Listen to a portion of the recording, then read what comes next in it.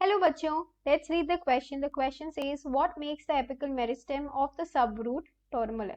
तो हमें बताना है कि एपिकल मेरिस्टेम का जो रूट है वो सब टर्मिनल कैसे होता है, क्या चीज उसको ऐसा करती है। सबसे पहले बच्चों ना किसी भी क्वेश्चन में हमें की कॉन्सेप्ट समझना है। यहाँ पे हम की कॉन्सेप्ट को देख लेते हैं। हम लोग बात कर रहे हैं एपिकल मेरिस्टेम की। सबसे पहले समझते हैं ये क्या है। एपिकल मेरिस्टेम बेसिकली एक तरीके का मेरिस्टेम है जो कहाँ प्रेजेंट होता है, जो प्रेजेंट होता है इसकी पोजीशन हमें पता चलती है एपिसिस पे।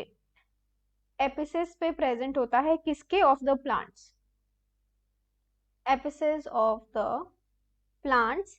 एंड ये इंक्लूड करता है shoot apex which includes shoot apex, which is also called apical bud और रूट एपेक्स। ठीक है, जिसको हम लोग एपिकल बड या फिर इवन रूट एपेक्स भी कहते हैं, एंड रूट एपेक्स भी कहते हैं, and root apex.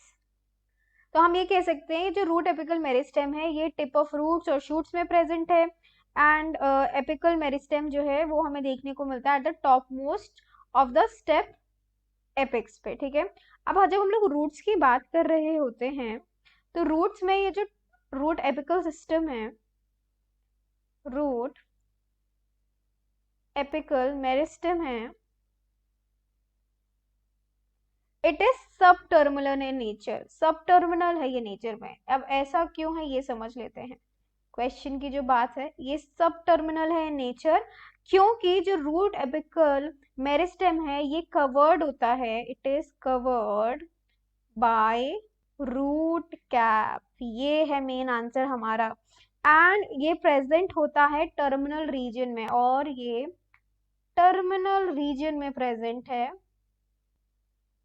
Of the root tip. ठीक है, इसी की वजह से हम क्या कहते हैं कि यहाँ पे जो है जो एपिकल मेरिस्टेम है ये सब टर्मिनल क्यों हो जाता है, क्योंकि यहाँ पे रूट कैप से ये कवर्ड होता है। जो रूट कैप है वो प्रोटेक्ट करती है रूट की टिप को जब वो ग्रो करता है डाउनवर्ड्स टुवर्ड्स द सॉइल। तो इसका मेन काम क्या हो गया, प्रोटेक्शन का काम रहता है।